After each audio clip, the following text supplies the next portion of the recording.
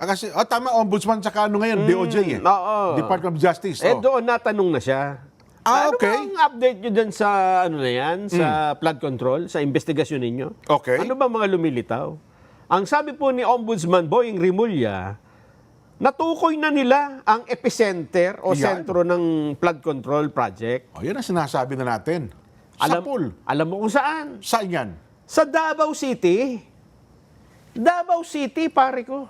Saan? Saan? Davao City.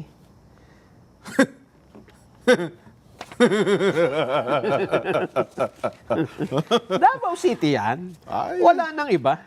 Sakto, ang galing, ano? Oo. Davao yan eh. Ayan. Patay kayo Ang dyan. gusto mo mapakinggan, baka sabihin mo, hindi totoo eh. Sige nga, tinukoy ni Ombudsman. Alam mo naman, tanod bayan yan eh. Oo. Sige nga. Pakinggan nga natin, Ombudsman. Ang epicenter po ng flood control bago ho dumating ang Marcos administration ay Davao City.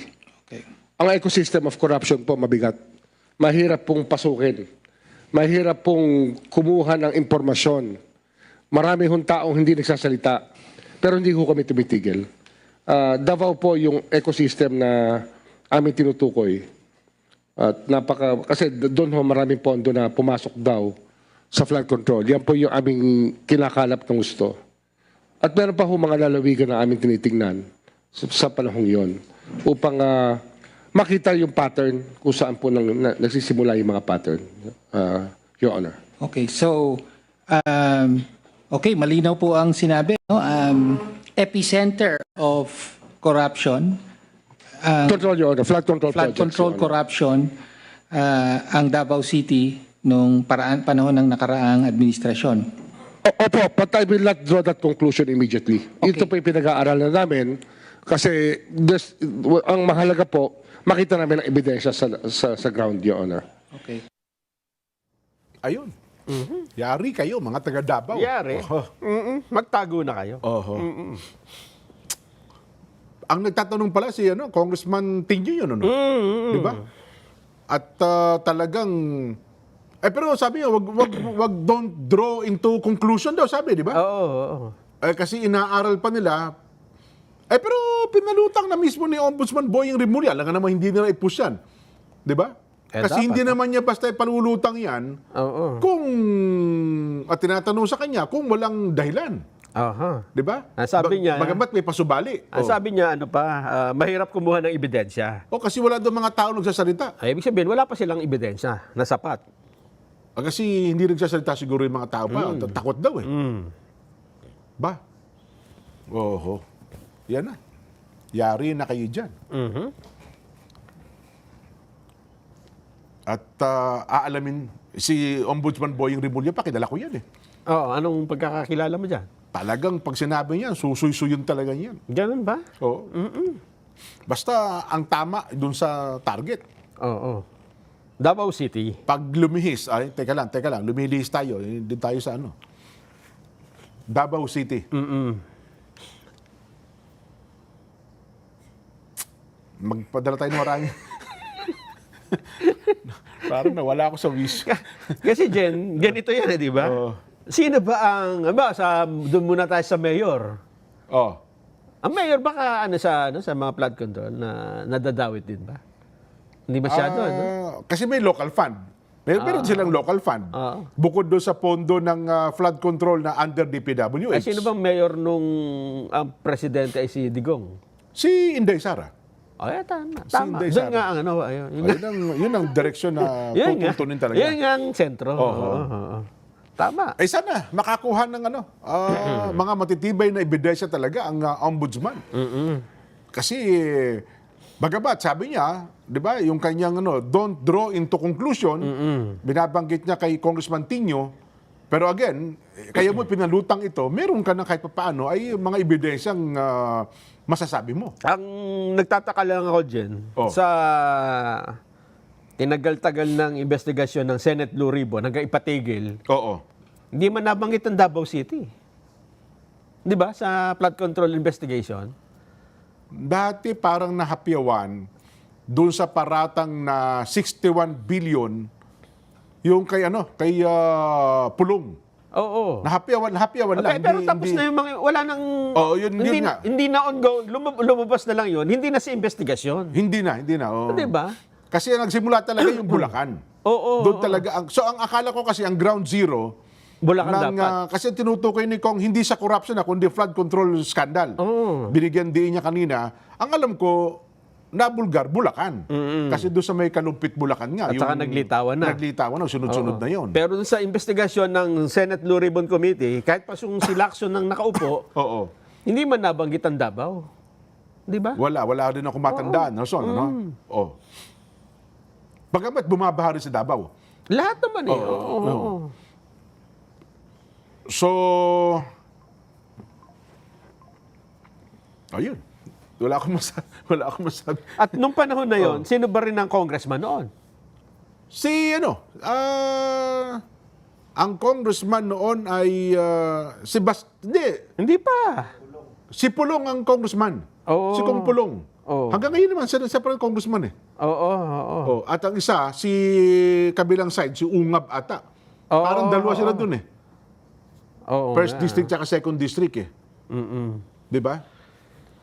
Ang mayor, si BP Inday, tapos pamalit nga sa kanya si Baste. Tapos nagkaroon ng eleksyon, di ba, nanalo si Digong. Eh dahil sa napunta naman siya ng ang ano ngayon, ay si Baste ang naging mayor. Dahil sa Succession. Dahil sa succession. Oo. Ayun. So, paano ngayon yan? Bago ang malamang magpatawag ng panibagong investigasyon yan, Nelson. Kasi yung lahat nung inimbestigahan ng Blue Ribbon sa mga nakaraan, puro Bulacan, Luzon, Mindoro. Wala nga Davao, di ba? Yun. Ngayon, sa tingin ko, magti-trigger ito ng malalimang investigasyon. Ang sentro, ang ground zero, Davao. Kasi sa pinalutang na ito ng ombudsman. Nako. Di ba? Talaga naman, Kasi pwedeng gamitin ng Senado yan eh. Dahil sa may natuklasan niya ang ombudsman. Maari ka ngayon mag-file ng resolution to investigate flood control scandal in Davao City. Hindi, ayaw na nga di ba? Sabi niya, sa ombudsman na pagka-flood control. Ayaw nila Sabi nung chairman di ba? ayaw nila yung mga dati, pero ito bago eh. Ano ba, Tagig, yan pwede. Ayaw, pwede yan. oo nga, Davao, pwede yan. Bagong yan eh. Bagong discover. Bagong discovery ito eh. Di Yan, ba? Mm-mm. Paalam tayo. Ayun ang sinasabi ko sa inyo. Ano ba dinagdag ni Ombudsman Boying doon? Kasi nakita mo si Congressman Tino di ba? Nung tinatanggap niya yung parang nabigla rin siya. Hindi rin niya ina-expect yung sagot ni Ombudsman Boying Rimulye. Di ba? Kaya dapat dagdagan pa ang intelligence fund ng Ombudsman. Magkano intelligence fund ng Ombudsman noong nakaraan? Maliit lang sa ombudsman. Maliit lang ba? Hindi ngayon kasi marami silang alamin. Ngayon, baka damihan na. Ayun, Baka billion na rin. Baka hindi daw nagsasalita yung mga tinatanong nila eh. Diba? At maraming natatakot eh. Pero ganito ang paliwanag ni Boying dyan, ombudsman. Kasi baka naman bigyan nyo nga ng kahulugan na doon lahat may corruption eh. Ha? Tinanong naman siya, di ba? Ibig sabihin ba sentro ng corruption? Hindi po. Flood control scandal. Etong sabi niya. Oo. Sa panayam, pagkatapos ng pagdinig, ambush interview. ipiniliwanag ni Remulla na ang paggamit niya ng salitang epicenter ay tumutukoy sa napakalaking bulto ng pondo na inilaan sa Davao City para sa mga proyektong pangontra ng baha noong mga nakarang taon. So wala pa silang conclusion kung yung pondo ay hindi naman nagamit ng tama o nagamit. Ibig sabihin nito, maraming pondo doon, titingnan pa nila kung ginamit ng tama yung pondo. Epicenter dahil malaki daw ang budget nung panahon na yon. Ayun. Kasi sa Bulacan, sabi ni Governor Daniel Fernando, magkano? 41 billion lang eh. Billion, dito kayo sa Davao. Ay sa Davao, sa isang distrito lang. Dati lumutang again yung kino-quote natin dito yung paratang kay Pulong 61 billion daw. Ganun daw ba? Oo. Iba pa yung sa ibang mga lugar siguro ng Davao. Baka Davao Region. Ang laki nun. Ayun, malaki yun kung Davao Region.